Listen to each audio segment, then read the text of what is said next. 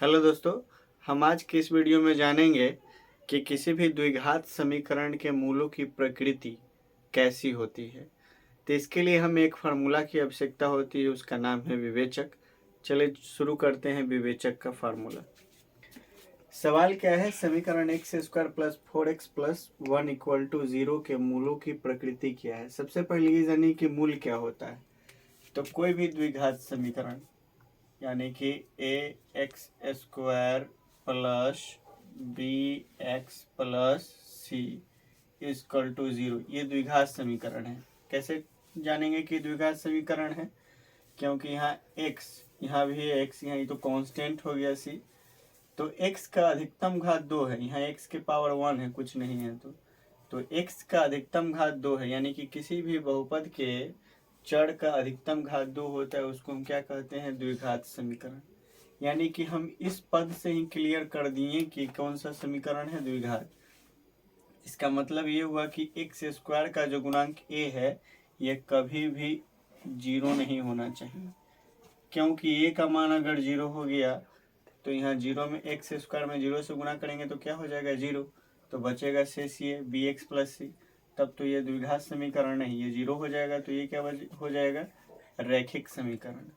तो अर्थात हुआ क्या कि यहाँ a का मान कभी भी 0 नहीं होना चाहिए, तब ये द्विघात बहुपद कहलाएगा, क्योंकि x का अधिकतम घात 2 है। ये तो हुआ द्विघात समीकरण की बात है। अब जब इसको सॉल्व करिएगा आप गुणनखंड विधि से या पूर्ण वर्ग विधि से या द्विघाती सूत्र लगा करके, तो यहाँ x का 2 मान आएगा। तो x का 2 जो मान आएगा, एक होता है अल्फा और दूसरा क्या होता है? बीटा। इसी को हम क्या बोलते हैं? शून्यक।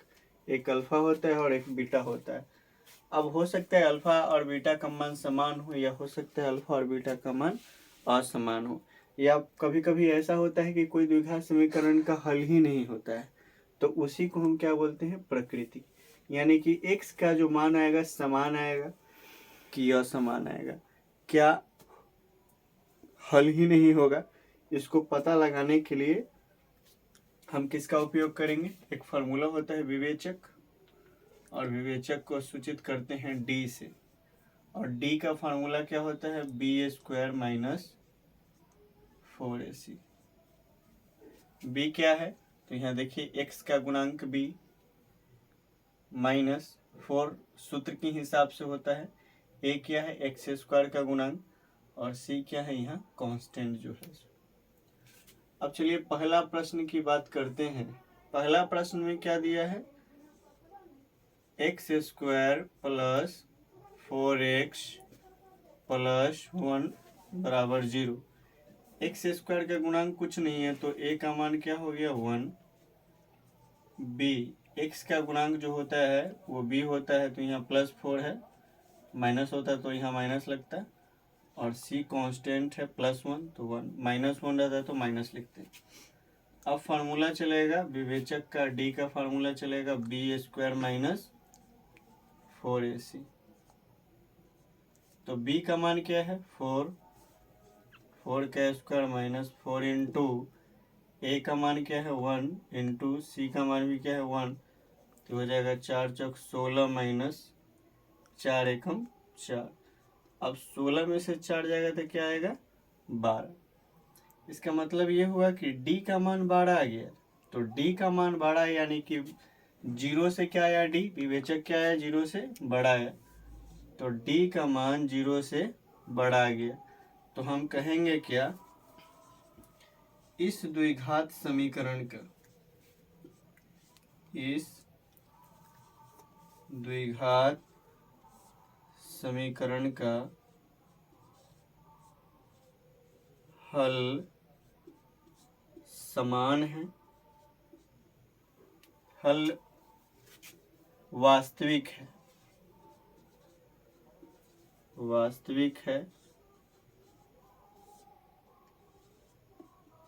तथा इसका मूल्य क्या? वही x का जो मान आएगा अल्फा और बीटा, ये अल्फा बीटा मूल्य है, इसका मूल्य असमान आएगा, असमान होगा।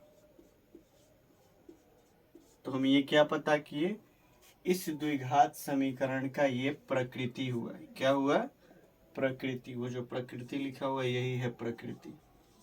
प्रकृति का मतलब होता है लक्षण, किस द्विघात समीकरण का हल होगा कि नहीं। तो अगर d का मान 0 से अगर बड़ा आ जाए तो हल होगा, और हल होगा तो x का जो दो मान आएगा असमान आएगा। एक कंडीशन ये आता है कि d का मान एग्जैक्टली 0 आ जाता है। तो 0 वाला कंडीशन में क्या होगा, हल होंगे, यानी कि इस द्विघात समीकरण का वास्तविक हल होंगे, लेकिन मूल क्या हो जाएगा, समान, यानी कि अल्फा का जो मान आएगा वही बीटा का मान। यानी कि अगर x का मान यहाँ 1 है तो यहाँ भी 1 ही आएगा, क्योंकि अल्फा भी समान है बीटा भी समान। किस कंडीशन में? जब d का मान 0 आता है। और एक कंडीशन होता है कि d को जब सॉल्व करेंगे तो यहाँ माइनस में बड़ा आ जाता है। तो कहने का मतलब ये हुआ कि d का मान 0 से क्या आया, छोटा। और जब d का मान जब छोटा आ जाएगा तो द्विघात समीकरण का हल होगा ही नहीं। और जब हल होगा ही नहीं तो हम कैसे पता करेंगे कि मूल्य समान है या असमान। समान और असमान तो उसका पता होता है जिसका हल होता है। तो उम्मीद करते हैं ये आपको ये समझ में आया होगा। मिलते हैं अगले वीडियो में, तब तक के लिए जय हिंद।